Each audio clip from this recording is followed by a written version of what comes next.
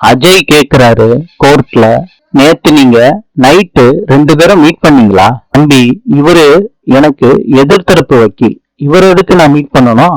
அஜய் தம்பி, புதுசு புதுசா கதை சொல்றீங்க. சார், கதை தான், ஆனா பேஸ்டான ட்ரூ ஸ்டோரி. நேத்து இவரை பார்க்கலன்னு உறுதியா சொல்றீங்கல்ல?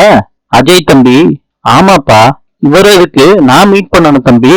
இதுக்கு முன்னாடி எந்த சிச்சுவேஷன்லயும் நாங்க 2 பேரும் பேசிக்கிட்டவே இல்ல. இந்த கேஸ் விஷயமா சக்கரவர்த்தி சார் கிட்ட தான் பேசிக்கிட்டு இருக்கேன். என்ன சார் சைலண்டா இருக்கீங்க? ஜெய், இவரை பார்த்ததே இல்லைன்னு நானும் தான் சொல்றேனே. அப்புறம் நைட்ல பாத்தீங்களா பகல்ல பாத்தீங்கன்னான்னு கேக்குறது என்ன அர்த்தம்? சக்கரவர்த்தி எந்திரிச்சு நிக்கிறாரு. இது கம்ப்ளீட்டா கோர்ட்டோட நேரத்தை வீணடிக்கிற முயற்சின்னு நான் சொல்லுவேன். அஜய் இப்ப தேவையில்லாத கேள்விதான் கேட்டுக்கிட்டு இருக்காரு. கேஸ் சம்பந்தமா எதுவும் பேசலையே. ஜட்ஜு கேக்குறாரு, அஜய் நேரடியா பாயிண்ட்டுக்கு வாங்க, என்னதான் சொல்ல வரீங்க? நேத்து திரு வைத்தியநாதன், சண்முகநாதன், சக்கரவர்த்தி இவங்க 3 பேரும் சந்திச்சிருக்காங்க. சந்திச்சு ஒன்னா ட்ரிங்க் பண்ணிருக்காங்க.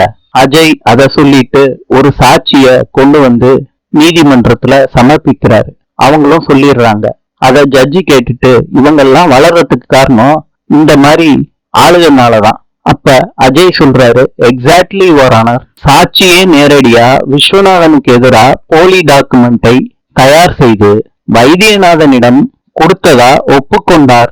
அந்த காரணத்தினால் திரு விஸ்வநாதனுக்கு எதிராக தொடரப்பட்ட இந்த வழக்கு போலியானது என கூறி அவரை நிரபராதி என்று அறிவித்து இந்த வழக்கிலிருந்து விடுதலை செய்யுமாறு தாழ்மையுடன் கேட்டுக்கொள்கிறேன் யுவர் ஆனர். விச்சு குடும்பம் ரொம்ப ஹாப்பியா இருக்கு. இன்று இத்தாலியின் நாணயம் லிரா.